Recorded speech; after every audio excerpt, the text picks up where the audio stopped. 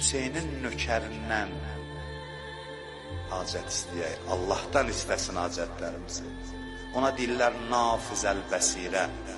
O iti bəsirət sahibidir, o əbdüs salihdir, Allahın salih bəndəsidir. O dünyaya gələndə Həzrət Əli qaça-qaça gəldi evə məsciddən.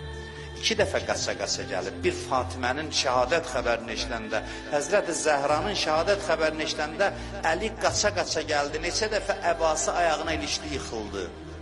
Əlini təsəvvür edir, o əzəmətdə. Bir də oğlu dünyaya gəlib, qaça-qaça gəldi, aldı qucağına, başladı qolundan öpüb ağlamağa. Xanım Ümmülbənin baxır, deyir, olmaya mənim balamın eybi var. Dedi, yox, bu qollar Hüseyin yolunda kəsilər, onları öpüb ağlayıram.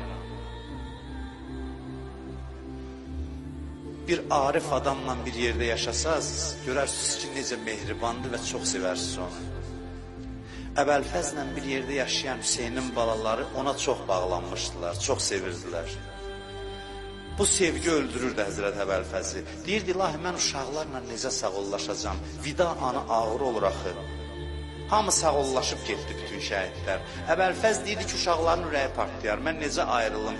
Ona görə suyu bəhanə elədi. Gəldi, dedi, balalar, su gətirib gəlirəm. Bu adla çıxdı xeymədən. Heç görüşmək fürsətləri olmadı ki. Ona görə hamı onu gözləyirdi. O biriləri gözləmirdilər. Amma deyirlər, indi əmim su gətirəcək, gözləyirdilər. Ümid yeri o idi.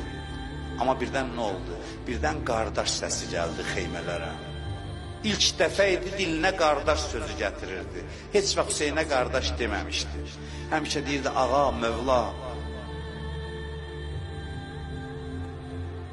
Niyə deyirlər, xanım Zəhra başının üstünə gəldi deyə cürət tapdı, dedi qardaş.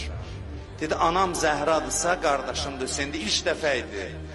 Xanım Zəhra başı üstündə idi.